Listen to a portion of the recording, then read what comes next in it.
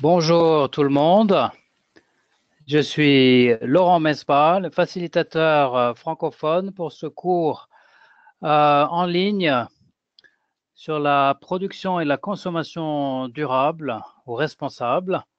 Donc bienvenue tout le monde, nous sommes à la troisième semaine de ce cours, nous démarrons donc la troisième semaine. Je vous rappelle aussi que ce cours est organisé en conjointement avec le NBSAP Forum, le PNUD et Conservation International.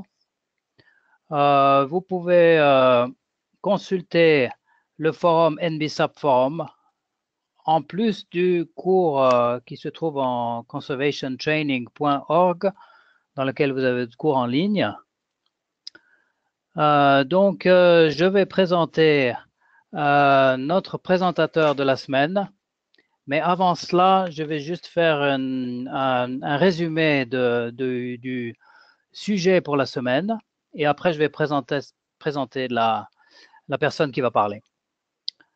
Donc, lors de la conférence des Nations Unies sur le développement durable,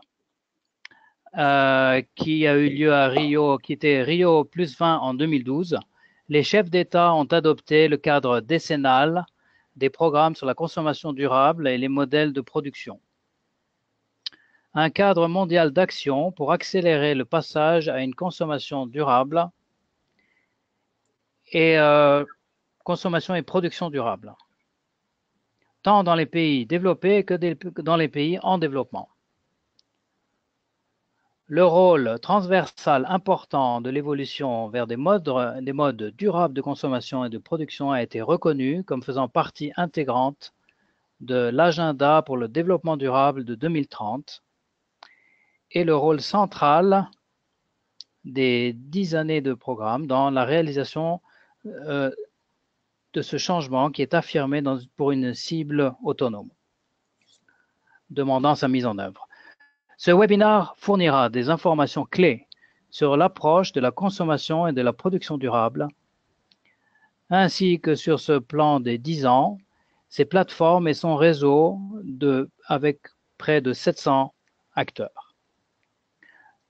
Ce webinaire mettra également en évidence le travail des partenaires agissant ensemble dans les 6 accélérateurs de ces programmes de 10 ans, mettant en évidence les activités menées pour aider les pays à se diriger vers les modes de consommation et de production durable. Bien sûr, nous allons élaborer cette question avec la présentation par Fabienne Pierre. Donc, Fabienne Pierre est agent de programme pour la plateforme des connaissances et partenariats au secrétariat du programme de 10 ans, de ce cadre de 10 ans. Fabienne Pierre travaille depuis 2007 au sein de la division économie de l'ONU Environnement pour la promotion des modes de consommation et de production durable dans le monde. Docteur en sciences sociales et politologue, spécialisée dans le domaine des relations internationales et du développement durable, elle a également travaillé dans le secteur des études de marché et de l'analyse des comportements de consommation. Fabienne Pierre a développé les activités de la division économie de l'ONU Environnement sur les styles de vie durables et l'éducation à la consommation responsable jusqu'en 2010. Elle a ensuite accompagné le processus de développement du cadre décennal de programmation sur les modes de consommation des productions durables, ainsi que son adoption par l'Assemblée générale des Nations unies en 2012, puis son opérationnalisation. Ses fonctions successives au sein du secrétariat du cadre décennal l'ont amené à soutenir la formation de nombreux partenariats et dialogues multipartites, ainsi que le développement d'outils de communication et de connaissances dédiés aux modes de consommation et de production durable, la gestion efficace des ressources et l'économie verte. Fabienne Pierre est aujourd'hui responsable de la coordination des activités régionales et nationales du secrétariat, ainsi que de la collecte et de l'analyse des informations relatives à la mise en œuvre des politiques publiques nationales en matière de consommation et de production durable. l'un des deux principaux indicateurs de progrès identifiés dans le cadre de l'objectif de développement durable numéro 12. Voilà donc, Fabienne, je vous laisse la parole pour la présentation.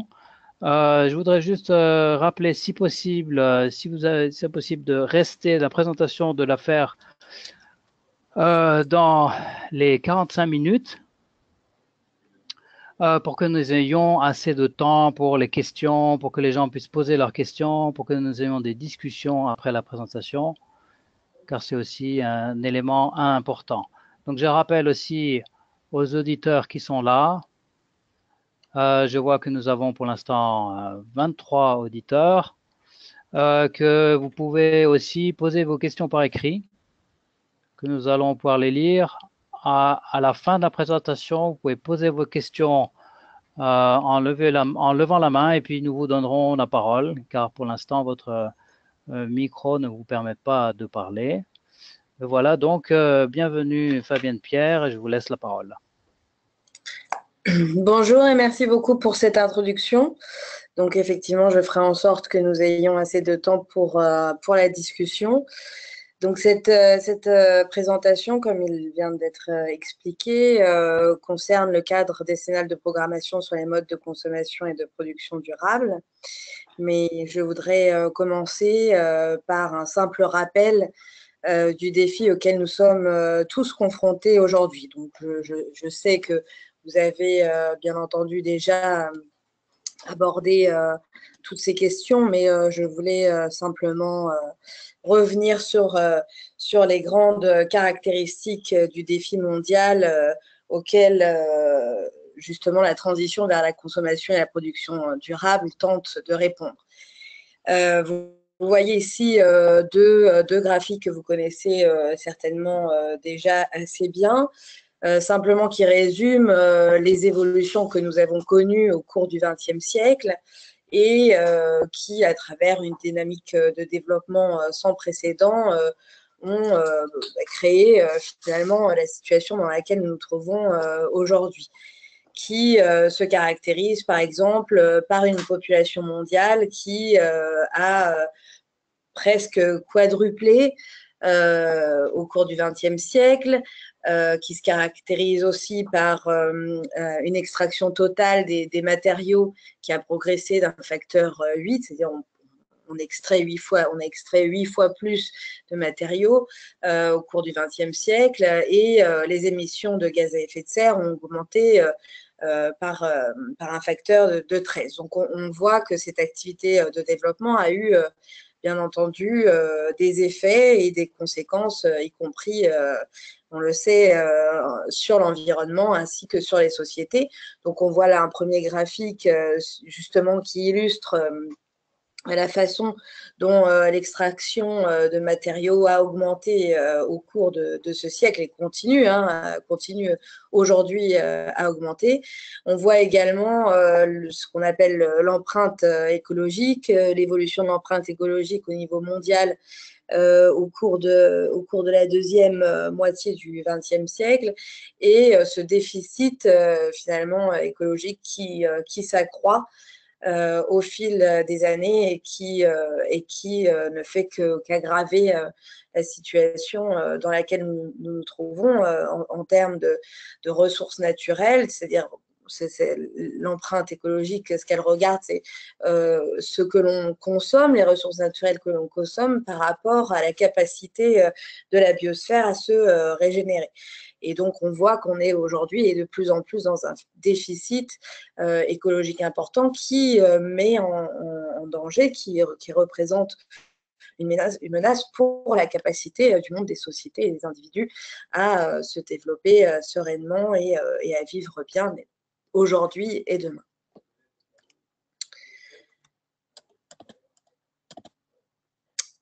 Donc, il nous semble évident que notre monde, pour l'instant, n'a pas pris ce qu'on pourrait appeler une trajectoire durable, c'est-à-dire on ne peut pas continuer avec le modèle de développement que nous avons connu au XXe siècle et qui, finalement, même s'il a apporté beaucoup de progrès, bien entendu, a aussi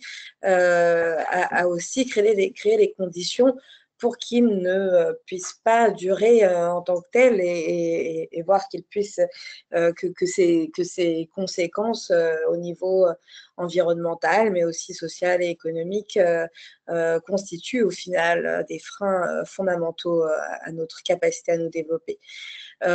Donc, encore une fois, des chiffres assez parlants, disons, concernant, encore une fois, la croissance de la population. D'ici 2050, on estime que nous serons 9,7 milliards d'individus sur la planète. Donc, il faut bien entendu prendre en compte la croissance démographique dans la façon dont on envisage nos modèles de développement. On estime aussi que plus de 3 milliards de personnes rejoindront la classe moyenne, deviendront des consommateurs d'ici à 2030, ce qui est en soi une bonne nouvelle. Mais encore une fois, si l'on maintient, si l'on continue à consommer, à produire de la même façon, ce ne sera pas soutenable. On sait aujourd'hui que 60% des écosystèmes sont dégradés ou utilisés de manière non durable. Ce sont des chiffres qui sont assez vertigineux. On s'achemine vers un scénario en termes d'augmentation de la température mondiale à plus de 3 degrés, ce qui aura des conséquences dramatiques. On sait aussi que plus d'un tiers des sols sont soit modérément, soit complètement dégradés. Et d'un point de vue, disons, économique et social, on voit aussi beaucoup d'inégalités se creuser, se développer.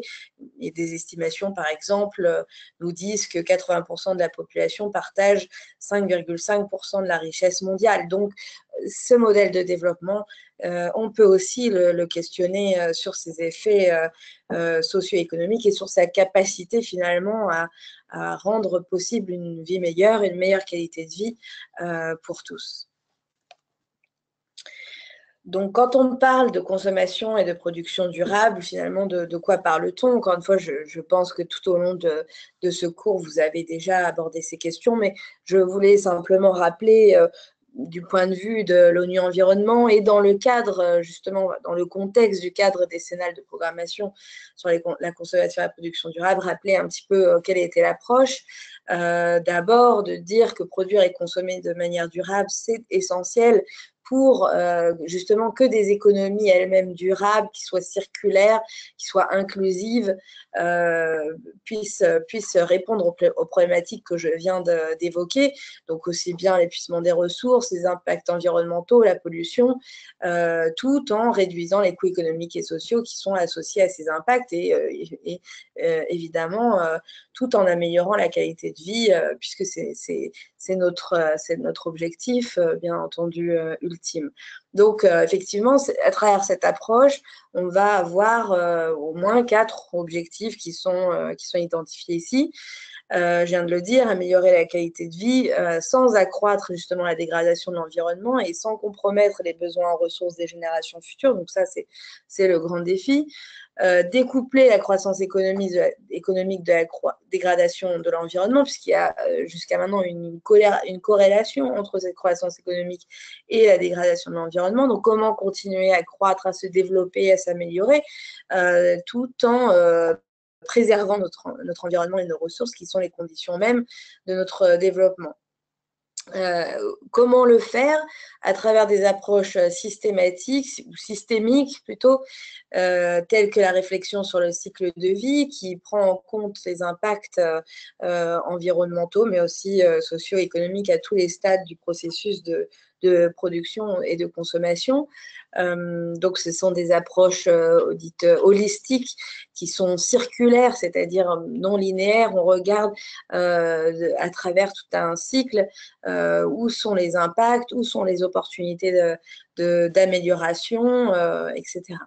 Et puis, il y a aussi le fait de se prémunir contre ce qu'on appelle les effets ricochets, où finalement on gagne en efficacité d'un côté, mais ces gains peuvent être annulés par l'accroissement de la consommation, par une consommation accrue. Bon, l'exemple typique, ce serait l'usage d'ampoules à faible intensité, mais bon, puisqu'on utilise moins d'énergie avec ces ampoules, finalement, on laisse la lumière allumée tout le temps.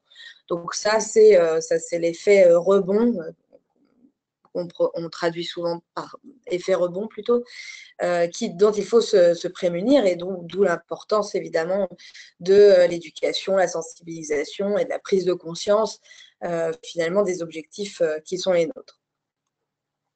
Donc, les deux notions clés que je viens d'évoquer, le découplage, c'est pas très heureux en français, mais bon, c'est l'idée toute simple, hein, finalement, que l'on souhaite continuer à se développer, que le progrès humain reste l'objectif, mais qui ne doit pas s'accompagner d'une dégradation de l'environnement ou d'un usage toujours plus intensif des ressources qui finalement s'épuisent, sachant qu'au final, si l'on ne parvient pas à dissocier ces deux dimensions, finalement, c'est la possibilité même de se développer et de progresser qui sera remise en cause.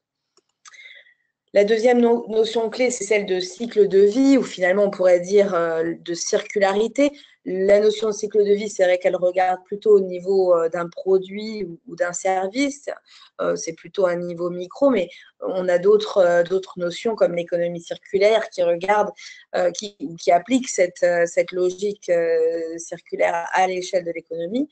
Bon, dans le cadre de l'approche de cycle de vie, finalement, qu'est-ce qu'on regarde? Toutes les étapes de l'extraction des matières premières à la gestion de la fin de vie du produit. Qu'est-ce qui se passe? Quels sont les impacts environnementaux? Quel est l'usage des ressources directes, indirectes, etc. Donc, vous voyez, on voit l'extraction de nouveaux matériaux, il y a la phase de design et de production. On va prendre vraiment tous les aspects, y compris par exemple la phase de conceptualisation du produit qui elle-même devrait prendre en compte la question des impacts environnementaux et également sociaux. On va regarder l'aspect emballage, distribution, les transports, tout ce que ça implique finalement de produire et de consommer un produit du début à la fin. Donc, y compris l'utilisation, la maintenance, donc chez le consommateur, qu'est-ce qui se passe, comment le produit est consommé, où est-ce qu'il est entreposé, est-ce qu'il est perdu, voilà, tous ces aspects-là. Et ensuite, est-ce qu'il est finalement jeté, hein, incinéré, mis en décharge? Est-ce qu'on crée du déchet? Qu'est-ce qu'on crée?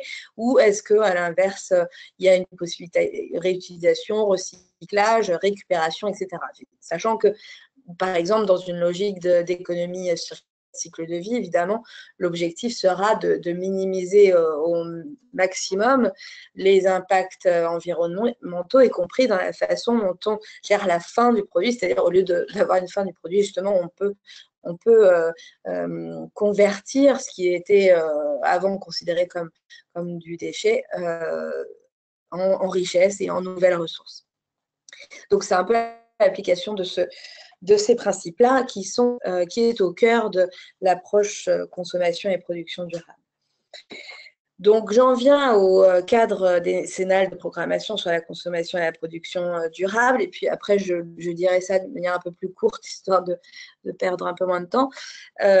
Finalement, qu'est-ce que c'est? C'est un mandat pour agir. J'espère qu'on m'entend toujours. Je vais juste vérifier. En tout cas, moi, je vous entends très bien. D'accord, très bien. Je pense que les auditeurs Il y a aussi. un petit message. Bon, je continue. Donc, le cadre décennal, c'est un mandat mondial pour agir en faveur de la consommation et de la production durable. Comme vous l'avez rappelé un peu plus tôt, il s'agit d'un mandat adopté par les chefs d'État à Rio+20, donc la conférence des Nations Unies pour le développement durable, pour une coopération internationale qui vise à promouvoir les modes de consommation et de production durable. Et vous l'avez dit, c'est très important de le noter, dans les pays développés et en développement. C'est-à-dire que c'est vraiment finalement un mandat universel qui concerne l'ensemble des pays de la planète. Donc là, vous voyez simplement un petit historique, une chronologie, disons, de la notion au niveau international, comment est-ce qu'elle s'est imposée finalement comme un objectif et une exigence essentielle pour le développement durable et comment finalement on est arrivé à l'adoption du cadre décennal en 2012.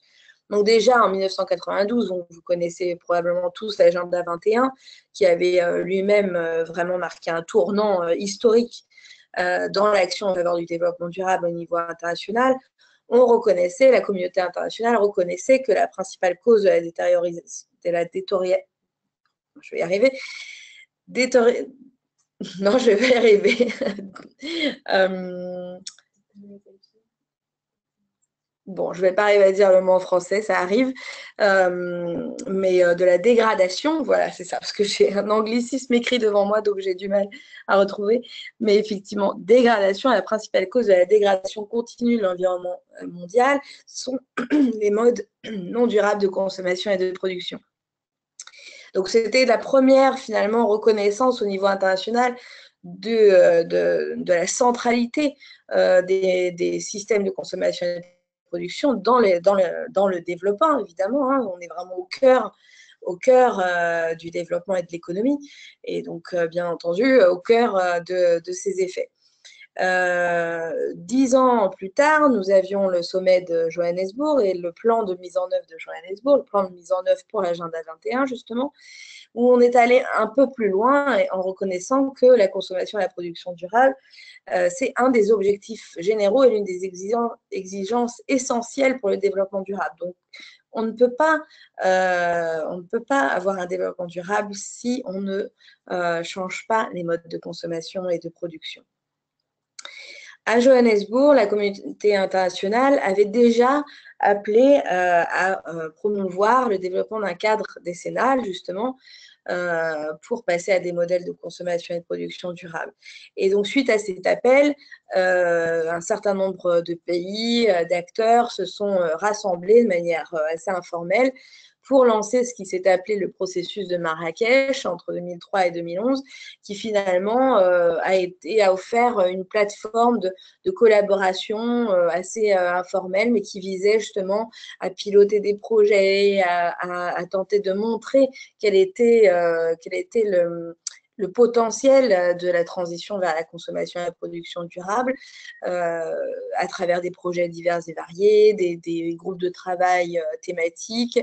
Et c'est aussi à travers ce processus-là que finalement le cadre décennal lui-même et le texte, y compris son texte qui a été ensuite négocié et adopté par les chefs d'État, enfin qui a été adopté par les chefs d'État et négocié au niveau international, c'est à travers le processus de Marrakech qui s'est formé. Et nous sommes arrivés donc à Rio + 20 en 2012 où ce fameux cadre décennal a finalement été adopté avec de grandes ambitions, une structure également assez ambitieuse et avec derrière lui toute cette histoire et toutes ces expériences qui avaient été menées. Aujourd'hui, le cadre décennal, c'est la seule initiative qui est mentionnée explicitement dans l'agenda 2030 pour le développement durable, qui a été adopté en 2015, comme vous le savez. Et sa mise en œuvre constitue même la première cible de l'objectif de développement durable numéro 12 sur la consommation et la production durable. Donc, ce cadre décennal, c'est aussi maintenant et surtout un mécanisme pour la mise en œuvre des ODD. Ce mandat qui avait été donné en 2012, il est maintenant pleinement intégré et renforcé par l'agenda 2030 pour le développement durable.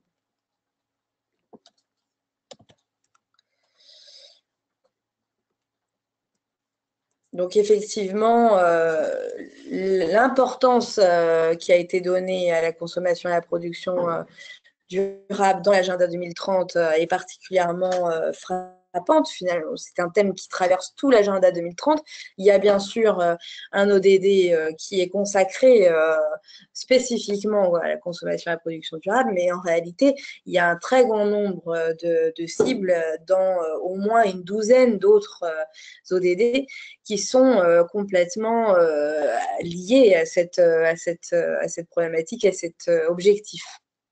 On le voit aussi dans le préambule de l'agenda 2030. Il est toujours en anglais, je suis désolée, mais bon, on pourra inclure la version française pour le partage de la présentation.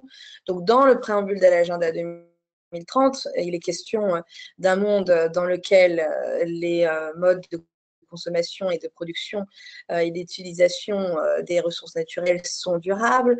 On a, comme je disais, l'objectif 12 sur établir des modes de consommation et de production durables. Et je disais avec la première cible qui consiste à mettre en œuvre le cadre décennal de programmation et donc une douzaine au moins d'ODD qui parlent de cela également. Alors, les objectifs du cadre décennal, ils peuvent être résumés en quatre points que j'ai déjà évoqués. Donc, bon, bien évidemment, accélérer le passage à la consommation et la production durable dans tous les pays, donc en soutenant les politiques et les initiatives régionales et nationales. Donc, c'est important, c'est un cadre d'action mondiale, mais sa vocation, c'est de soutenir l'action sur le terrain, finalement, au niveau régional, national. Son objectif ultime, bien entendu, c'est d'augmenter l'efficacité, l'utilisation efficace des ressources, de découper la croissance économique de la dégradation de l'environnement, comme je disais tout à l'heure, tout en créant des bénéfices socio-économiques, créer des emplois, contribuer à l'éradication de la pauvreté et à une prospérité partagée. En faisant quoi? Donc, le cadre décennal, il vise à soutenir le renforcement des capacités et aussi à faciliter l'accès à l'assistance financière et technique, en particulier pour les pays en développement, et à mettre en œuvre des activités à tous les niveaux. Il sert aussi de plateforme de partage d'informations et de connaissances pour que toutes les parties prenantes, tous les acteurs, tous les secteurs de la société qui sont concernés puissent justement échanger des connaissances, des bonnes pratiques, des outils et puissent renforcer leur coopération. Donc, je le disais, le cadre décennal adopté en 2012, il est très ambitieux en soi, mais il a aussi derrière lui une structure organisationnelle assez importante.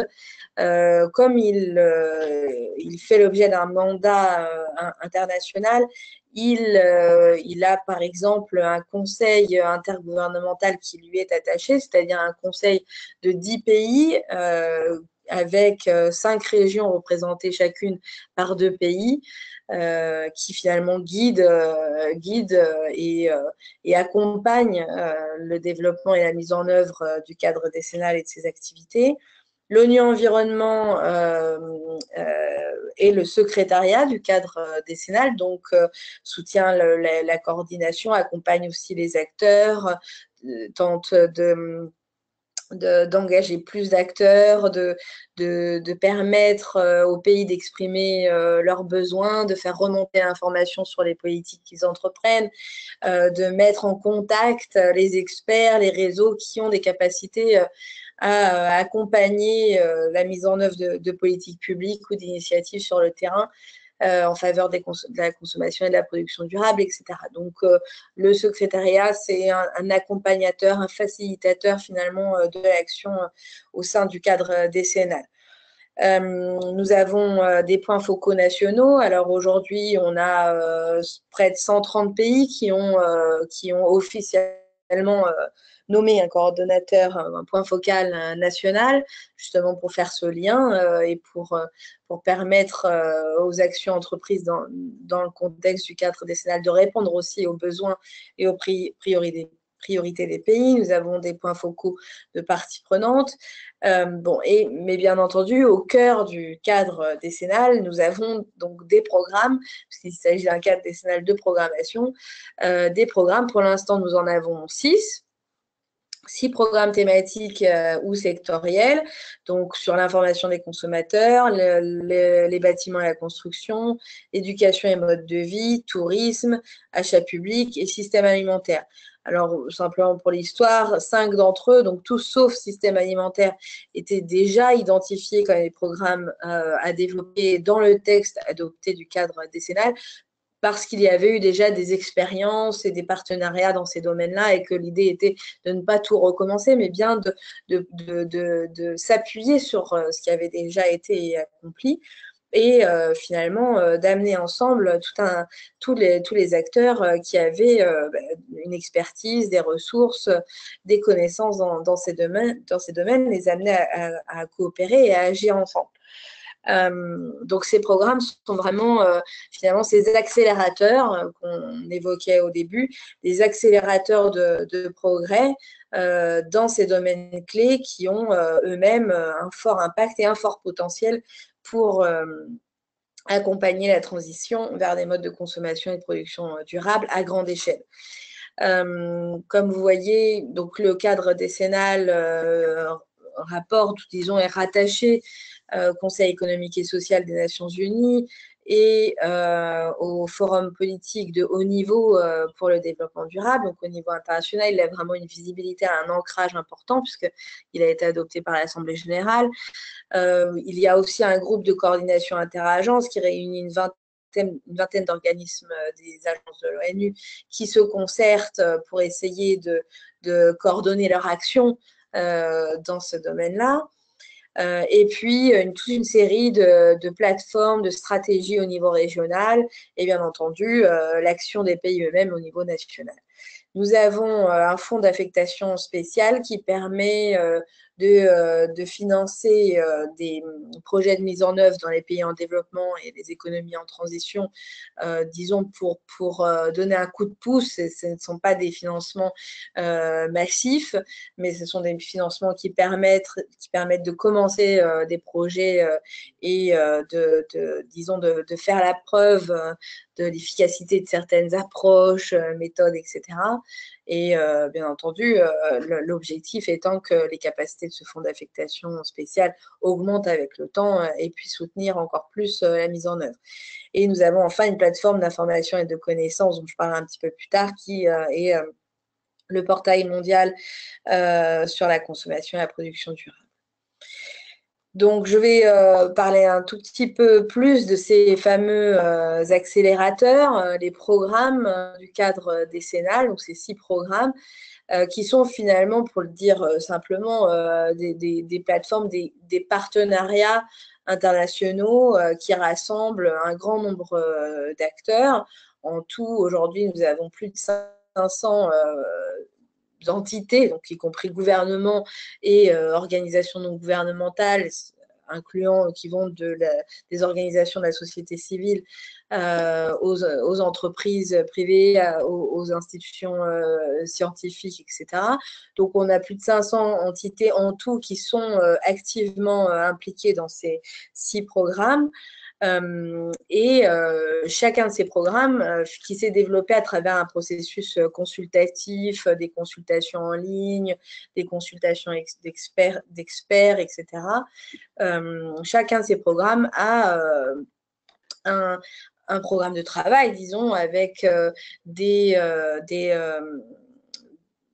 zones de travail prioritaires qui ont été identifiées avec des objectifs et finalement, chacun de ces programmes développe ce qu'on appelle une sorte de portfolio, de série d'activités et de projets qui le rendent public, qui sont accessibles à tous et qui peuvent être utilisés soit par des institutions publiques ou des acteurs privés ou autres qui souhaitent se servir de ces méthodologies ou répliquer un modèle qui a déjà été testé ailleurs et qui a bien fonctionné. Voilà, donc c'est finalement une source d'informations, d'outils, de méthodologies et de partenaires potentiels extrêmement importantes et des plateformes qui restent ouvertes. Donc, ce que vous voyez là, c'est simplement le leadership de ces programmes. Chaque programme, finalement, a un petit nombre de leaders qui assurent la coordination, les échanges, etc. au sein des programmes. Donc, globalement, on a à peu près 3 leaders par programme. Par exemple, information aux consommateurs qui est dirigée par l'Allemagne, l'Indonésie et une fédération d'associations de consommateurs qui s'appelle Consumers International. Le tourisme durable, lui, est dirigé par à la fois l'Organisation mondiale du tourisme avec la collaboration de la France, du Maroc et de la Corée. Pour ce qui est de l'éducation et des modes de vie durables, c'est une collaboration pour le leadership entre la Suède, le Japon et le WWF, etc. Donc, je ne vais peut-être pas tous les lire, vous les voyez. Dans le système alimentaire mondial, nous avons encore le WWF qui est engagé, mais aussi IVOS, l'Afrique du Sud et la Suisse, etc. Donc, ils ont vraiment un rôle de leader, hein, comme son nom l'indique, mais aussi de coordination et de support pour l'ensemble des acteurs et des partenaires qui sont engagés dans les programmes. Donc, je le disais, ils servent de plateforme d'accélérateur. Ils rassemblent des idées, des expertises, des ressources pour que la consommation et la production durable soient abordées de manière opérationnelle et qu'on puisse avoir une action concrètes au niveau régional et national. Donc, qu'est-ce qu'ils font? Ils créent, donc, je l'ai dit, des synergies, de la coopération. Ils rassemblent des initiatives existantes et des partenaires, parce qu'encore une fois, il ne s'agit pas de tout réinventer, de ne faire que de nouveaux projets, mais il s'agit vraiment de rassembler des acteurs qui ont une action qui va dans le même sens, mais qui ne collaboraient pas forcément ensemble avant. Donc, plutôt que de démultiplier les actions qui sont similaires, mettons nos énergies et nos ressources ensemble pour travailler ensemble et avoir un impact plus important sur le terrain et pour optimiser justement ces ressources. L'objectif, c'est d'accroître, de répliquer les politiques, les bonnes pratiques, en répondant, comme je disais, aux besoins, aux priorités, aux circonstances nationales et régionales. Et c'est aussi, donc, à côté de cette plateforme qui rassemble des initiatives, des outils, des ressources existantes pour qu'elles puissent se nourrir les unes des autres, c'est aussi générer et soutenir de nouveaux projets et activités quand le besoin s'en fait sentir, puisqu'il y a encore beaucoup de choses à faire dans le domaine de la consommation et la production durable. Et ces accélérateurs permettent là aussi de rassembler des acteurs qui auparavant n'auraient pas forcément travaillé ensemble, mais qui finalement, grâce à ces programmes, ont la possibilité de le faire et d'associer des expertises complémentaires pour avoir une action plus efficace à terme. Donc, quelques chiffres. Nous arrivons aux 5 ans du cadre décennal de programmation. Donc, nous entrons en fait dans notre phase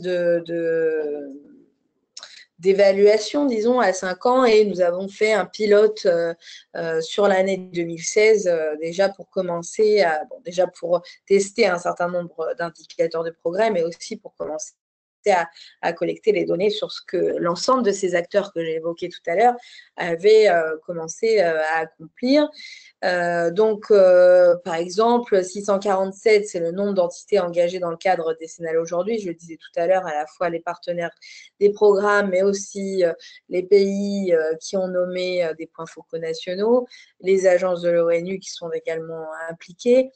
79 millions, près de 80 millions de dollars, c'est le montant des ressources financières qui ont été mises à disposition par l'ensemble de ces partenaires pour soutenir le passage au mode de consommation et production durable. Bon, pour l'instant, il s'agit vraiment d'une estimation, mais l'idée, c'est de saisir un peu la valeur de l'ensemble de ce cadre décennal et des actions qui sont entreprises dans son cadre. Il y a eu beaucoup, par exemple, d'activités de formation et de renforcement des capacités, avec en tout plus de 32 000 jours de formation par personne. Bon, c'est un petit peu abstrait comme ça, mais c'est simplement pour donner une idée un petit peu de la dimension du cadre décennal et sachant que ce n'est finalement qu'un début et que l'objectif est de vraiment faire la différence finalement à travers cette initiative. Donc, le réseau que j'ai déjà évoqué de partenaires. Donc, justement, qui sont ces partenaires des programmes? Je le disais tout à l'heure, toute organisation, quelle qu'elle soit, hein, qu'elle relève d'un gouvernement, qu'elle soit une institution publique, qu'elle soit une entreprise privée ou une association d'entreprise, qu'elle soit une organisation non gouvernementale, etc. Tout type d'organisation peut rejoindre un programme en tant que partenaire pour soutenir la mise en œuvre ou aussi bénéficier des activités du programme. Et quels sont les bénéfices? Pourquoi est-ce qu'on rejoindrait les programmes? Pour apprendre des autres partenaires, comme je le disais tout à l'heure, partager ses expériences, les bonnes pratiques, les outils, aussi pour participer à la mise en œuvre du portefeuille du programme, pour étendre ses propres activités ou en reproduire d'autres, construire des coalitions, et puis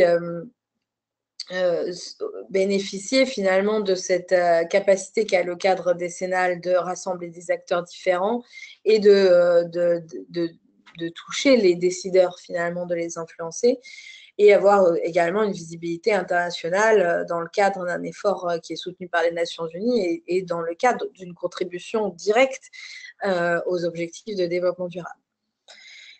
Donc, je le dis, si parmi vous, certains représentent des organisations ou des entités qui souhaiteraient rejoindre un programme en tant que partenaire, chaque programme a un bureau de coordination et les coordonnées de ce bureau peuvent être retrouvées sur le site, sur le portail mondial de la consommation et la production durable de façon très aisée. Donc, il s'agit simplement de les contacter pour avoir plus d'informations et connaître le processus.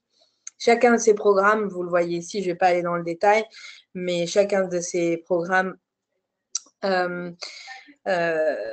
lui aussi contribue à des cibles précises dans le cadre des ODD. Donc, où que l'on se trouve finalement dans le cadre décennal de programmation, on contribue pleinement à la mise en œuvre des ODD et à différents niveaux, sachant que ces cibles sont elles-mêmes liées les unes aux autres. Donc, je vous montre ici simplement la page d'accueil du portail mondial pour la consommation et la production durable. Malheureusement, pour l'instant, il n'est pas accessible en français, donc il est accessible en anglais, mais ça ne veut pas dire que l'ensemble des ressources qui sont disponibles sur ce portail ne sont disponibles qu'en anglais. Il y a beaucoup de publications, de guides, d'outils qui sont disponibles en anglais, mais aussi dans d'autres langues, y compris le français. Donc, je vous encourage vivement à rendre visite à ce site. Donc, vous en saurez plus sur le cadre décennal, mais aussi chaque programme a finalement son propre espace. Donc, vous pouvez regarder qui sont les acteurs impliqués dans chacun des programmes, les partenaires, qui fait quoi, quelles sont les activités. Vous aurez la possibilité d'entrer en contact avec les bureaux de coordination des programmes, justement, si vous êtes intéressé par la possibilité de devenir partenaire. Il y a aussi une base de données ou une carte des initiatives et des politiques en matière de consommation et de production durable que vous pouvez explorer, donc par pays, par région, par thème, etc., etc. Donc, on peut vraiment trouver beaucoup d'informations. Finalement, ce portail, il a vraiment vocation à être le portail qui permet de centraliser l'information sur les initiatives dans le monde en matière de consommation et de production durable et encore une fois qui permet justement donc d'apprendre des autres et d'avoir accès à des outils et des ressources sans avoir à les développer une nouvelle fois et au contraire avoir accès à des outils qu'on peut mettre en œuvre directement. Donc, évidemment, les programmes du cadre décennal ont une place toute particulière sur ce portail, mais ça ne veut pas dire que vous trouverez des informations uniquement sur les 6 thèmes des programmes, ça va bien au-delà. C'est vraiment sur l'ensemble de la sphère de la consommation et de la production durable, même s'il n'y a pas de programme du cadre décennal, disons par exemple sur la gestion des déchets, vous trouverez des ressources, des publications, des exemples d'initiatives dans ce domaine-là également, et dans beaucoup d'autres.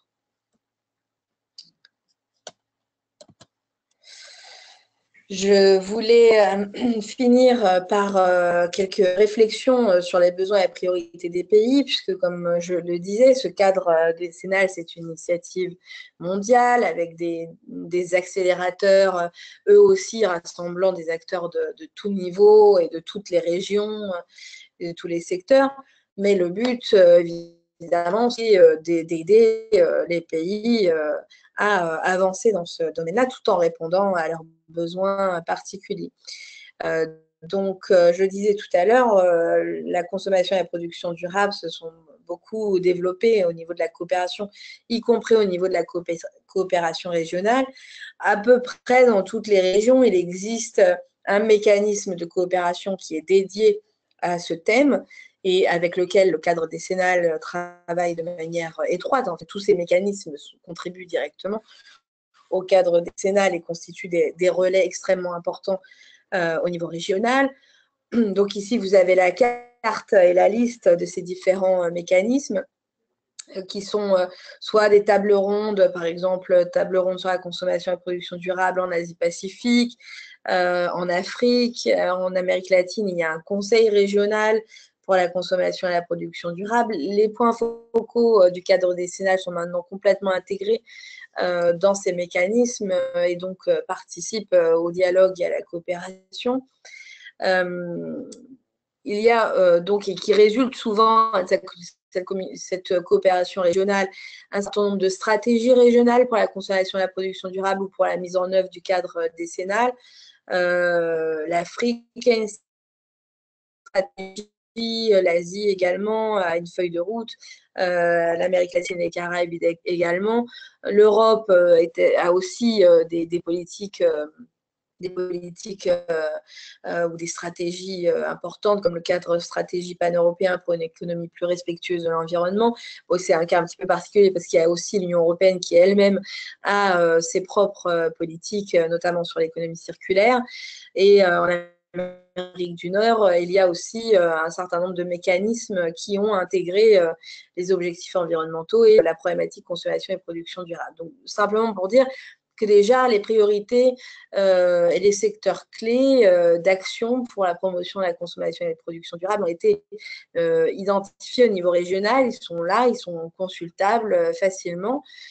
Connaître un peu quelles sont ces priorités pour chaque région, c'est aussi important pour l'ensemble des acteurs du cadre décennal pour savoir dans quelle direction aller et comment au mieux accompagner les pays. Ici, et ça c'est le travail du secrétariat du cadre décennal, qui est un travail en cours, qui est un travail d'assez longue haleine, mais qui consiste à répertorier les politiques publiques qui favorisent les modes de consommation et de production durable. En particulier, et là c'est ce que ça montre, ce n'est pas une carte de toutes les politiques publiques. Finalement, il y a énormément de pays qui ont au moins une politique, ne serait-ce que sectorielle, qui contribue à ça. Ici, on montre les politiques, les cadres, les politiques cadres, disons, au niveau national, qui ont des objectifs de consommation et de production durable clairs. Donc, en vert, on voit les pays qui ont un plan d'action, une politique nationale spécifique sur la consommation et la production durable.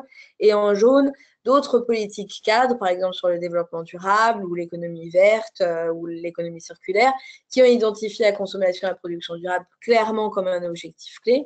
Donc, on voit qu'il y a quand même beaucoup de pays qui ont, soit dans le passé, soit aujourd'hui, ressenti le besoin, ont jugé nécessaire de développer de telles politiques. Sachant que c'est devenu finalement l'indicateur l'indicateur de progrès pour justement l'ODD 12 et la première cible de cette ODD. Donc, c'est un travail qu'on fait aussi pour aider les pays à comprendre leur propre évolution et leur propre progrès dans le cadre de l'ODD 12.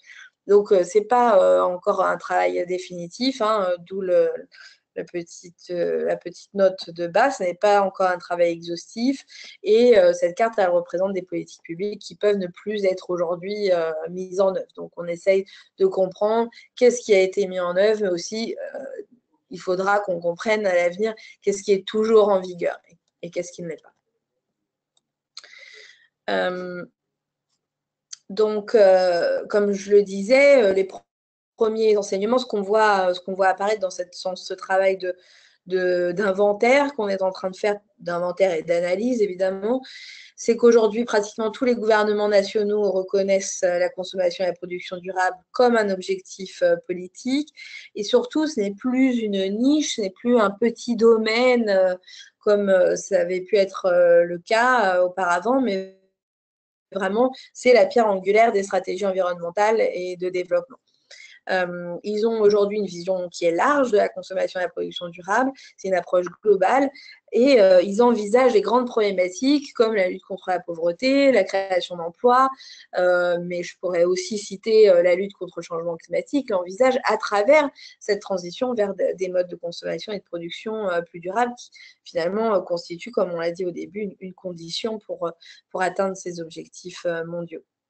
Ce sont souvent les ministères de l'Environnement qui ont le leadership, disons, dans les politiques publiques, le développement des politiques publiques en matière de consommation et de production durable quand elles sont transversales. Évidemment, quand on parle de politique sectorielle, ce sont les ministères concernés qui généralement ont le lead.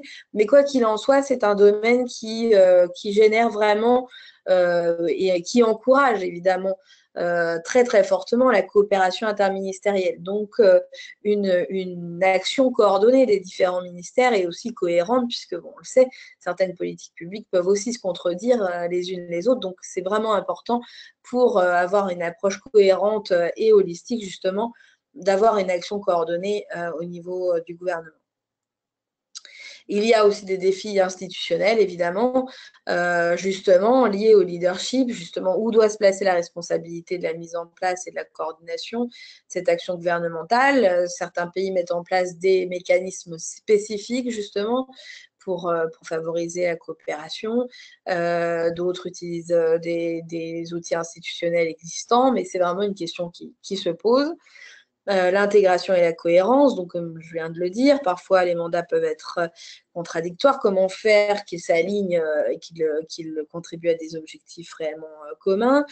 Les domaines d'intérêt, les points d'entrée politiques, donc comment définir des priorités, quels sont les secteurs économiques, les problèmes spécifiques auxquels il faut répondre pour avoir réellement un impact sur les systèmes de consommation et de production, sachant que ces questions-là vont évidemment avoir des spécificités d'un pays à l'autre. Voilà, donc je voulais terminer la présentation simplement avec une évocation. Bien sûr, je ne pourrais pas faire l'inventaire de tous les projets et de tous les outils qui peuvent être développés, avoir été développés au sein du cadre décennal, parce que voilà, on a beaucoup d'acteurs qui font aussi beaucoup de choses, mais simplement un petit résumé des projets qui sont soutenus actuellement par le Fonds d'affectation spéciale du cadre décennal. Depuis 2014, nous avons eu 7 appels à propositions, à projets, disons, et nous avons réussi à financer 28 projets à petite échelle, hein, comme je le disais tout à l'heure. Ce sont des financements à hauteur de 200 000 $ chacun. Donc, c'est un petit peu c'est le coup de pouce, comme je disais tout à l'heure. Après, il y a évidemment beaucoup d'autres mécanismes de financement qui sont mobilisés, hein. Certains programmes reçoivent des financements de l'Initiative internationale pour le climat de l'Allemagne. Le Japon a soutenu le programme Style de vie durable et éducation à hauteur de plus de 7 millions $. Donc, évidemment, le fonds d'affectation spéciale, ce n'est qu'un mécanisme parmi beaucoup d'autres qui peuvent être mobilisés, étant donné la centralité des modes de consommation et de production durable qu'on regarde soit du point de vue du changement climatique, soit du point de vue de la biodiversité, bien entendu, soit du point de vue de la lutte contre la pauvreté. Mais voilà, donc vous voyez l'ensemble des pays qui actuellement ont un projet qui est mis en œuvre, les projets étant eux-mêmes associés à l'un des 6 programmes que j'ai évoqués tout à l'heure. Voilà, donc je vais m'arrêter là et donc je suis à votre disposition pour répondre à toutes les questions que vous pourriez avoir. Merci. Merci beaucoup, Fabienne Pierre, pour cette présentation brillante, vraiment, qui nous a donné une très bonne compréhension du programme, de ce qui se fait donc au niveau mondial dans le cadre décennal et le travail du secrétariat. Donc il s'agit vraiment là de gouvernance mondiale, de travail avec les gouvernements. Alors nos participants, il me semble, d'après les cours précédents, que je ne me souviens pas avoir eu de participants qui travaillent directement auprès du gouvernement de leur pays. Mais il y a un certain nombre de participants qui travaillent auprès d'ONG. Et donc j'aurais juste une question générale avant de donner la parole. J'ai vu il y a des gens qui demandent la parole. Juste une question avant, c'est est-ce que j'ai l'impression qu'il me semble que votre programme s'adresse, surtout vos partenaires sont les gouvernements directement. Est-ce que vous avez aussi, je crois que vous l'avez évoqué rapidement, vous avez aussi d'autres partenaires ou est-ce que vos premiers partenaires sont les pays et ensuite indirectement d'autres peut-être? Alors, on travaille effectivement pas mal avec les gouvernements, mais ce ne sont pas du tout les seuls partenaires, hein. Donc, on est vraiment une initiative multipartite. On a plus de partenaires dans les programmes issus de la société civile que d'institutions gouvernementales, hein. Donc, bon, dans le leadership des programmes, on a essayé autant que c'était possible d'avoir justement un équilibre entre entre organisations gouvernementales et non gouvernementales. Donc, je donnais l'exemple du programme Système alimentaire mondial qui a 2 gouvernements, la Suisse et l'Afrique du Sud, et 2 organisations non gouvernementales qui sont IVOS et le WWF qui ont le leadership sur ce programme. Et au sein du programme, bon, je n'ai pas les chiffres en tête, mais il y a plus d'organisations non gouvernementales impliquées. Il y a des gouvernements, bien entendu, mais nous avons beaucoup de partenaires non gouvernementaux et bien entendu, l'action du cadre décennal s'adresse à eux tout autant. Quand je dis que l'objectif, c'est d'aider les pays à répondre à leurs priorités, c'est d'une manière large, hein, finalement. Ce n'est pas simplement uniquement les gouvernements, c'est aussi la société, les acteurs économiques et les acteurs sociaux dans ces pays-là. D'accord, merci beaucoup. Donc, je vais tout d'abord donner la parole à alors, attendez, je vais voir si j'arrive à là. Madame Koueli Aurélie Néamé. Ah non, qui n'est plus en ligne, donc je vais donner à quelqu'un d'autre. Je vois Malé Diagana. Vous pouvez vous présenter. Bonjour Malé, je vous connais, mais vous pouvez vous présenter quand même.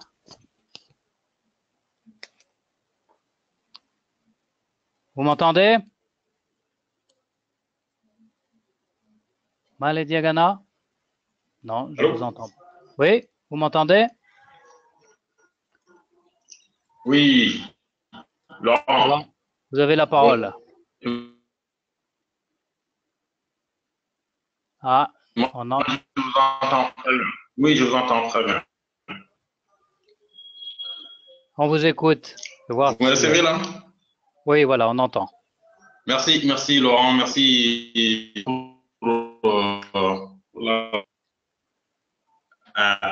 il y a un non? Ah, on entend très mal. Sinon, vous passez la parole à quelqu'un. Oui, je vais donner la parole à quelqu'un d'autre parce que le son est mauvais. Oui, oui, oui. Alors, une autre personne. Nous avons ici Jean-Jacques Oyono Badila. Vous avez la parole. Vous m'entendez? On vous écoute. Allô?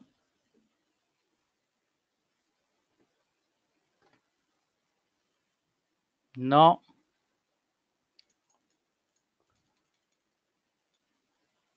Bon, je vais passer.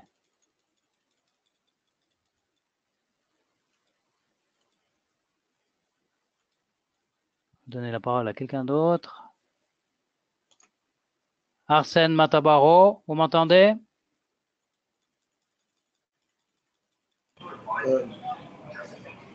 Je vous écoute. Oui, vous m'entendez? Oui, vous pouvez vous présenter? Oui, on m'appelle Arsène Matabaro. Je suis un agrochimiste, précisément, je suis de la République démocratique du Congo. Je travaille pour les comptes du CONDEV, Center on Conflict and Development Texas University. Mais actuellement, je suis le chercheur à l'inspection provinciale de l'agriculture et l'élevage dans mon pays. J'avais des préoccupations. J'avais des préoccupations. La première est, je voulais savoir, en partant du principe de Marrakech, comment démarrer un processus pour que le gouvernement puisse faciliter et assurer que des progrès significatifs soient faits en direction des mondes de consommation et de production durable. Ma deuxième préoccupation est que, en partant de la définition du CPD, c'est-à-dire la production et l'utilisation des biens et services répondant aux besoins essentiels et contribuant à améliorer la qualité de vie tout en minimisant l'utilisation des ressources naturelles. Alors, je voulais savoir quelles seraient les stratégies ou les dispositions plus efficaces que nous pouvons prendre, nous, les pays presque en voie de développement, pour améliorer notre condition de vie sans utilisation des ressources naturelles. Merci, Laurent. Merci pour la question. Merci. Fabienne Pierre, vous avez entendu la question? Oui, oui, oui. Donc, je réponds. Les deux questions. Vous avez terminé vos questions? D'accord. Voilà, ok. Donc, comment, si j'ai bien compris la question, comment aider les gouvernements de multiples façons, hein, comme je le disais tout à l'heure, c'est un petit peu la vocation de l'ensemble des initiatives qui sont prises dans le contexte du cadre décennal. Il y a déjà un besoin énorme d'information, d'accès à des ressources techniques. Finalement, il y a beaucoup de choses qui se font dans différents domaines, que ça concerne les standards dans le domaine du bâtiment et de la construction, que ça concerne des guides sur les achats publics durables, comment mettre en place des normes au niveau national pour faire que les achats publics soient eux-mêmes un moteur de la consommation et de la production durable au niveau national. Il y a beaucoup, beaucoup de choses qui se font et justement, la raison pour laquelle les gouvernements ont finalement adopté ce cadre décennal, c'était de pouvoir créer cette plateforme, cet espace commun d'échange et d'accès à ces ressources-là, parce que c'est pas qu'il y avait rien qui se faisait, mais c'était très disparate, très éclaté au niveau mondial. Il n'y avait pas de lieu où avoir une visibilité sur ce qui se faisait. Donc là, c'est le but. Un gouvernement, mais comme d'autres acteurs, ils ont d'abord finalement besoin d'informations, de ressources, de savoir ce qui existe, qu'ils peuvent déjà mobiliser, utiliser, etc. Il y a aussi un besoin de renforcement des capacités qui est aussi très important au niveau national. Il s'agit de développer ses propres capacités à développer des politiques publiques, à les mettre en œuvre, mais aussi à mesurer leurs effets, à développer des instruments spécifiques, que ce soit des instruments économiques ou financiers, que ce soit des textes de loi, par exemple. Donc, renforcement des capacités des acteurs institutionnels et économiques et sociaux, et c'est ce que font aussi les programmes. Donc, il y a un certain nombre d'activités, d'ateliers, de formations, etc.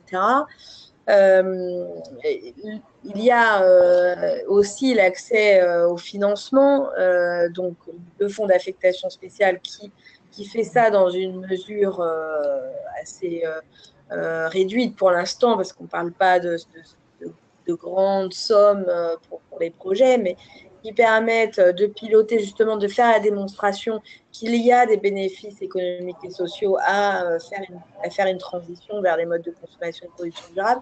Parce qu'aujourd'hui, ce qui aussi est compliqué, qui peut être compliqué et au sein des institutions publiques, mais encore une fois, ce sera la même chose dans le secteur privé, c'est de convaincre de l'intérêt de cette démarche.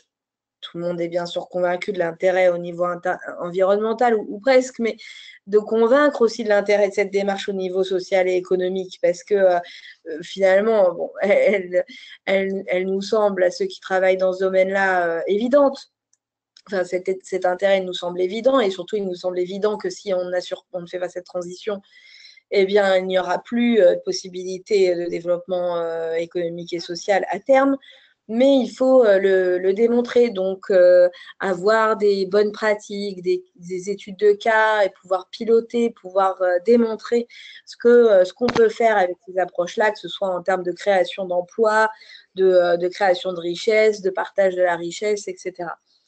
Est-ce que vous avez des exemples dans le domaine de la production agricole, puisque c'est quand même assez fréquent en Afrique, enfin c'est une partie importante de l'économie, et peut-être vous avez des exemples de projets avec la RDC au Congo justement, d'où vient… Alors, je serais pas capable de vous donner un tel niveau de détail, mais vous avez toutes les informations sur chaque programme, parce qu'on a 6 programmes, c'est quand même assez important sur le portail.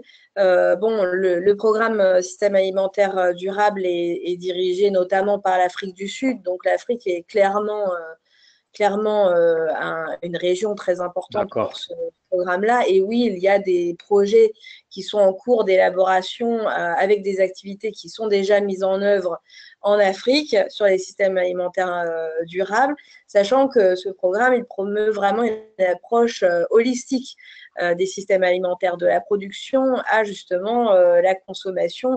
Il parle beaucoup de nutrition. Il regarde l'ensemble des aspects de la question des systèmes alimentaires. Et vous posiez la question pour l'Afrique, justement. Ces projets-là, ils ont aussi vocation à illustrer ce qui peut être apporté en termes de développement économique, de lutte contre la pauvreté, etc. Il y a un programme régional en Afrique qui s'appelle Switch Africa Green, qui est financé par l'Union européenne et qui contribue pleinement, directement au cadre décennal aussi. Je n'ai pas pu tout évoquer, mais c'est un programme qui est très important, qui finance de manière très large justement des projets de petites et moyennes entreprises, mais aussi des projets de politique publique pour l'économie verte et la consommation et la production durable. Et donc, c'est un programme qui est spécifiquement dédié à la région africaine avec, je crois, 6 ou 7 pour l'instant pays partenaires. Donc là aussi, je vous encourage à regarder ce qui se fait. Là, évidemment, l'agriculture a été identifiée dans ce programme comme un des secteurs prioritaires. Donc, il y a un grand nombre de projets qui sont déjà aussi en œuvre dans le cadre de ce projet financé par l'Union européenne et qui contribue au cadre décennal. Merci beaucoup. Je vais passer à un autre auditeur. Il y a Germain Levé. Donc là, le suivant, c'est Awe Aye Womu Cyril. Je vous donne la parole. Vous m'entendez? Allô? M'entendez? Oui, bonsoir. Vous m'entendez? Oui, bonsoir. Je vous entends. Oui, je vous entends, moi. Bonsoir. Vous avez la parole. Vous pouvez vous présenter et poser vos questions, vos commentaires. Oui, on vous entend. Vous entendez? Merci beaucoup. Je remercie vraiment, madame. Oui. Allez-y. C'est ça. Je vous entends très bien. On vous écoute. Oui, je vous entends. Je dis que je vous entends. Voilà. Je remercie donc Madame Fabienne pour sa présentation. Je me présente, je suis Cyril Joamon, je suis béninois et je dirige une organisation non gouvernementale ici au Bénin qu'on appelle PJ Bénin ONG, Promotion Jeunesse Unie pour le Développement. Nous sommes spécialisés dans la protection de l'environnement et des ressources naturelles. Et nous utilisons, nous, une activité particulière de conscientisation parce que je voudrais que la société civile, comme la nôtre, soit beaucoup plus impliquée dans cette thématique de gestion de l'environnement, cette thématique de changement climatique, qui est quand même une problématique beaucoup plus durement vécue par les pays du Sud. J'ai quand même quelques éléments d'information et je vais plus amplement sur le forum de discussion. Je vous remercie. D'accord, merci beaucoup. Donc, c'était une présentation plus qu'une question, si j'ai bien compris.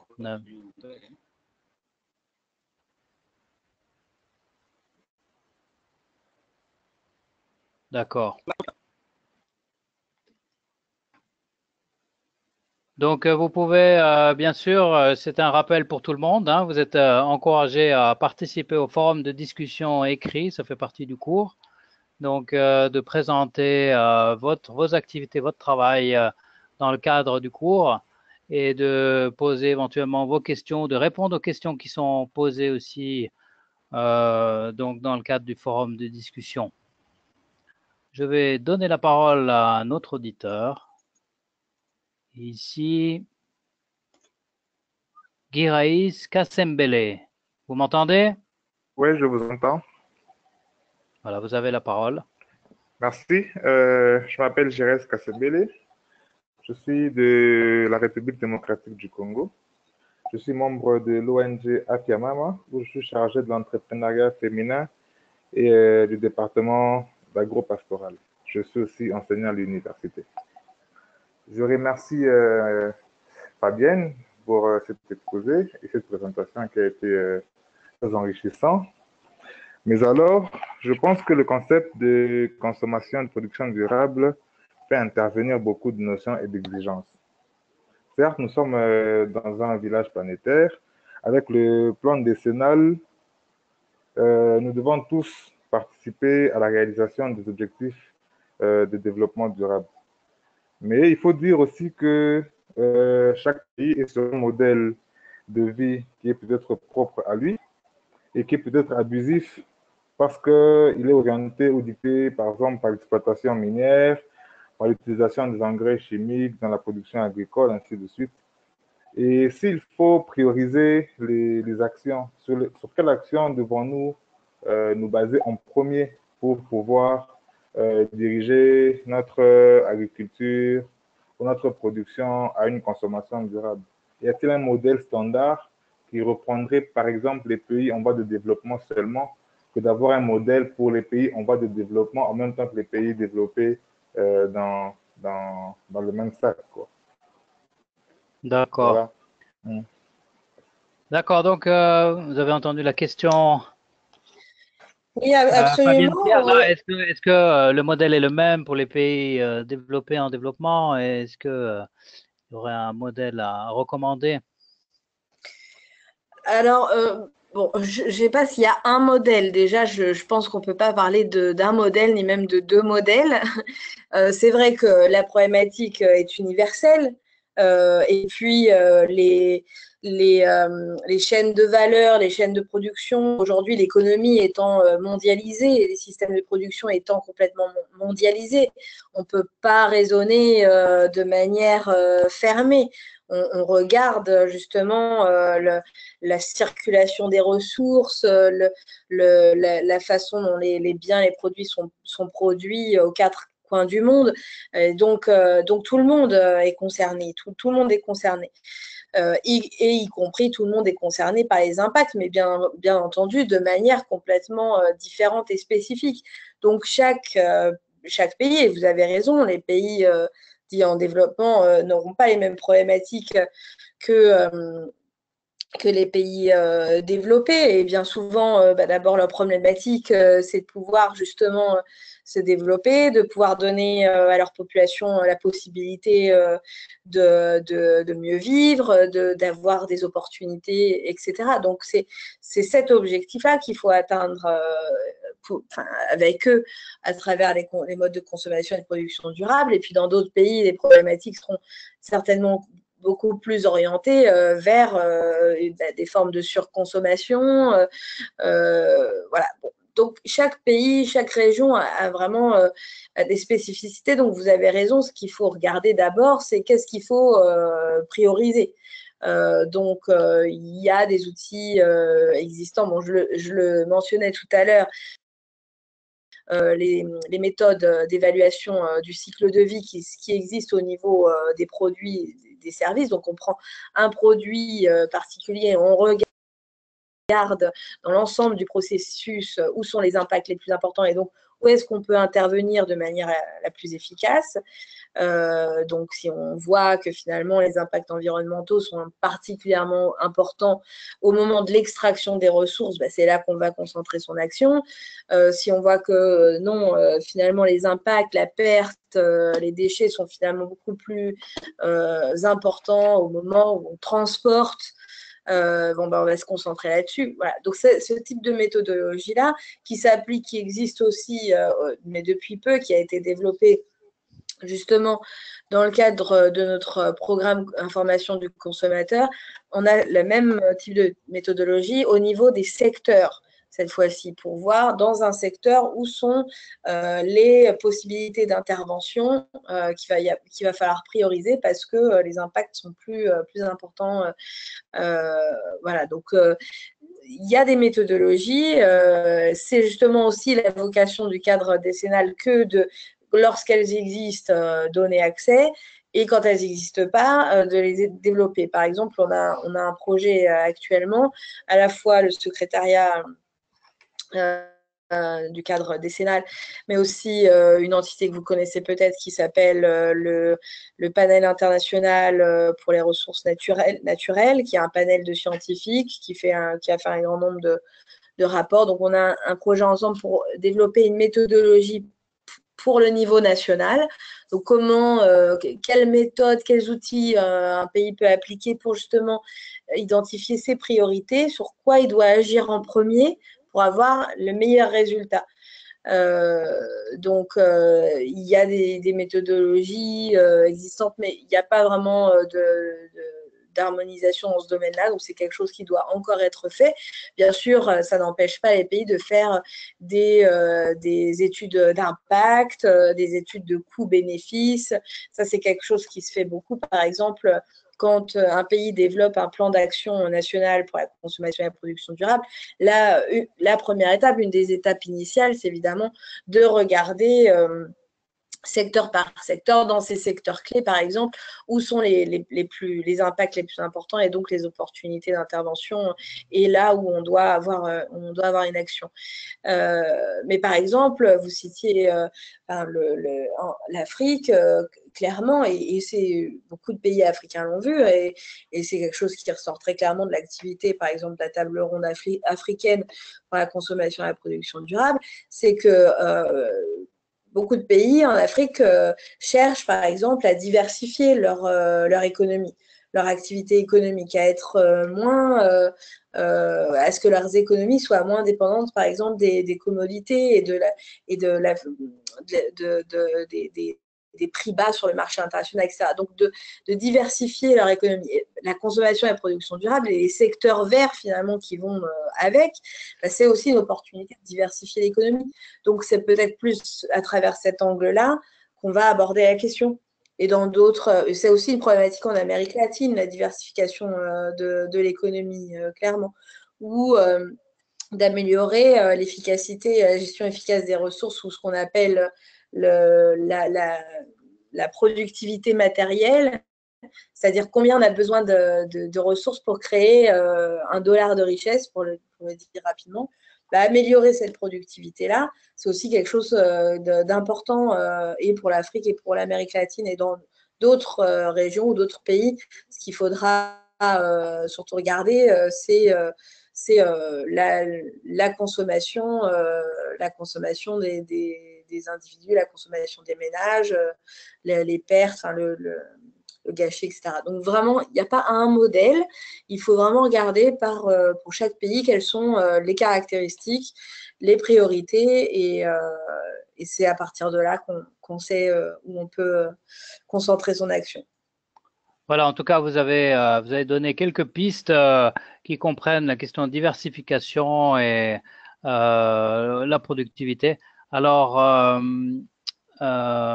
oui, pour la diversification, j'avais aussi un commentaire à faire juste par rapport à la question de la remarque de M. Kassembele, parce que vous avez dit aussi comment pouvons-nous nous développer sans utiliser les ressources naturelles. Alors, je voulais juste préciser que d'après ce que je comprends, il ne s'agit pas de ne pas utiliser les ressources naturelles, mais il s'agit de les utiliser de manière durable et justement de trouver l'approche. Là, c'est au niveau de la production, justement, comment produire de manière durable les ressources qui sont disponibles. Voilà, c'était juste un commentaire. On va passer à une autre personne. Il ne reste plus beaucoup de temps, mais on a quand même un petit peu de temps pour une ou deux questions. Monsieur Ibrahim Youssoufi, vous m'entendez? Vous avez demandé la parole? Non, il n'y a pas de contact. Une autre personne, Jean-Jacques Oyono. Jean-Jacques Oyono Badila, vous avez la parole? Vous m'entendez?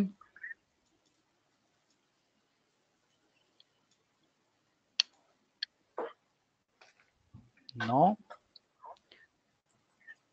Ok, je vais passer à une autre personne. Petros Timbal. Timbal Petro. Vous m'entendez? Oui, oui, je vous écoute. Voilà, je vous écoute. Vous pouvez vous présenter, poser votre question. Bon. Il nous reste quelques minutes. Je suis de l'Ukraine et je vais demander une question à propos du tourisme durable. Comment se développent ces programmes en Europe et surtout à l'Europe de l'Est? Le tourisme durable en Europe de l'Est.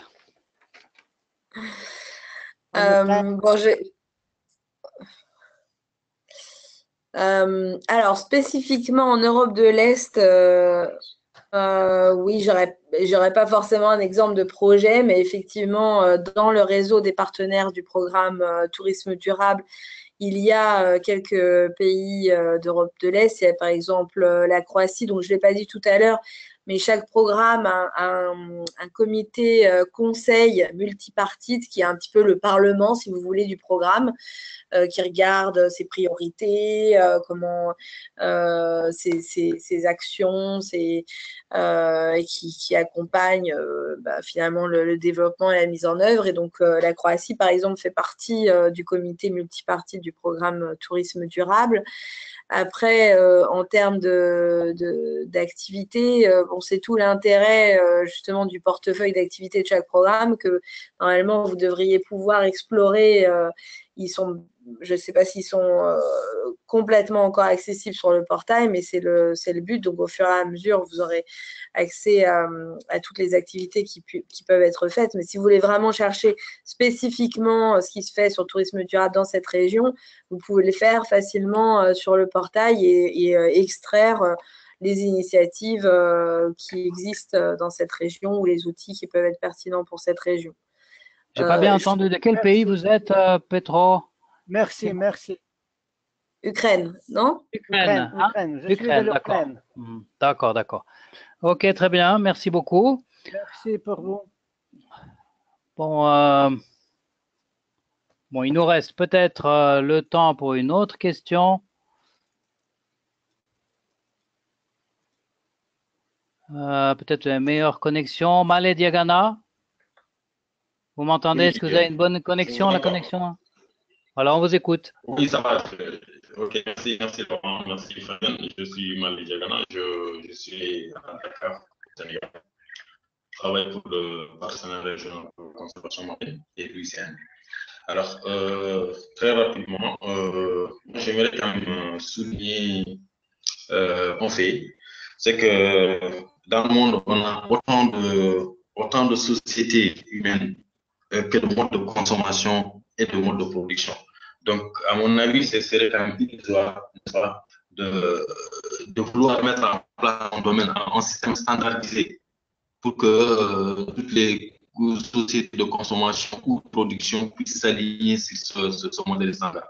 Non, je pense que l'idéal serait en tout cas de décliner ces modes de production ou de consommation en fonction des spécificités. Tout à l'heure, je pense qu'il y a un collègue de la République démocratique du Congo qui en a fait allusion. Il faut tenir compte des spécificités nationales, mais même locales, parce qu'on peut même avoir un territoire où on a plusieurs modes de consommation et de production en fonction des spécificités particulièrement sociales. Alors, tout à l'heure, il y a une carte qui a été présentée par Fabienne. C'est vrai qu'elle dit qu'il y a des efforts de la part de certains pays qui mettent en place des politiques nationales avec des objectifs sur les CPD, mais je signale quand même qu'il y a plus de pays qui ne l'ont pas fait que des pays qui l'ont fait. Pourquoi? La question mérite d'être posée. Pourquoi il y a plus de pays qui n'ont pas suivi, qui n'ont pas de politique nationale avec des objectifs CPD que des pays qui en ont? Je pense que cette question mérite d'être posée. Est-ce qu'on a pensé un peu à cette question d'impact sur les sociétés humaines où on regarde, il y en a beaucoup moins, on n'en parle même pas parce qu'ils ont peut-être d'autres priorités qui ne sont pas à ce niveau. Donc, je pense qu'il faudra peut-être regarder un peu cet angle-là. Pourquoi on a plus de pays qui n'ont pas d'objectifs dans leur politique nationale que des pays qui l'ont. Ça, c'est mon élément. Deuxième élément, on va parler de il ne reste plus beaucoup de temps, donc je vais juste donner la parole à Fabienne pour la dernière question. Vous avez entendu, est-ce que vous avez compris la question? Oui, je pense. Alors, bien entendu, il y a encore beaucoup de choses à faire. Le défi, des pays qui n'ont pas, oui, les pays qui n'ont pas de stratégie. Oui, alors, je veux juste dire qu'il ne s'agit pas de dire que tout va pour le mieux dans le meilleur des mondes. Il y a beaucoup de choses à faire à tous les niveaux. Donc, là-dessus, on est d'accord. Maintenant, la carte que je montrais tout à l'heure, par exemple, sur les politiques cadres, donc les stratégies nationales de consommation et de production durable, par exemple, ce n'est pas forcément la seule approche. Donc, ça n'est qu'une vue partielle de ce que font les pays. Comme je le disais, l'autre possibilité, donc un pays peut avoir une stratégie nationale de consommation et production durable. D'ailleurs, c'est souvent un petit peu la première étape quand un pays finalement souhaite avoir une action dans ce domaine-là. C'est un peu l'outil qui permet justement de conceptualiser, d'articuler les différentes priorités, etc. Mais il y a une autre possibilité qui est d'intégrer la consommation et la production durable aux politiques et aux stratégies existantes. Donc, il y a beaucoup d'autres pays qui ne figurent pas sur cette carte parce que là, on s'est concentré vraiment sur les stratégies spécifiques. Voilà. En principe, il y a des éléments qui sont déjà présents dans différentes stratégies. Voilà, mais ça peut être, là, ce qui n'est pas représenté, c'est les stratégies sectorielles. Donc, par exemple, une politique publique en matière énergétique. Donc, vous pouvez avoir des pays qui auront une politique de l'énergie qui intègre cette problématique-là. Donc effectivement, nous on promeut un peu l'existence de politiques nationales de consommation et de production durable, ou au moins l'intégration pleine et entière de cette problématique dans les autres stratégies, comme les stratégies de développement durable, les stratégies d'économie verte ou les stratégies de développement tout court. Parce que ce sont des outils forts en matière de coordination, de cohérence et d'articulation des différents secteurs. Mais il faut voir qu'il y a d'autres approches aussi. Donc, il faut aussi promouvoir l'intégration directe dans les politiques sectorielles. Donc, oui, d'accord. Je vais devoir vous interrompre parce que malheureusement, on arrive à la fin, on va être coupé. Donc, désolé, mais en tout cas, merci beaucoup encore une fois. Peut-être vous avez un dernier mot à dire, mais en tout cas, merci. Je voulais juste rappeler aux auditeurs qu'ils posent leurs questions. N'hésite pas à le faire aussi, à poster sur le forum NBSAP et aussi sur les forums de discussion. Peut-être un dernier mot pour vous, Fabienne? Non, je vous remercie. Et puis, eh bien, le secrétariat est aussi à la disposition des participants s'il y a des questions. Et puis, bien entendu, je vous encourage à entrer en contact directement avec les différents programmes qui vous intéressent et à visiter le portail de la consommation et la production durable où vous trouverez beaucoup d'informations et de ressources utiles, je l'espère. Merci beaucoup et alors bonne journée et bonne semaine à tous. Au revoir. Merci.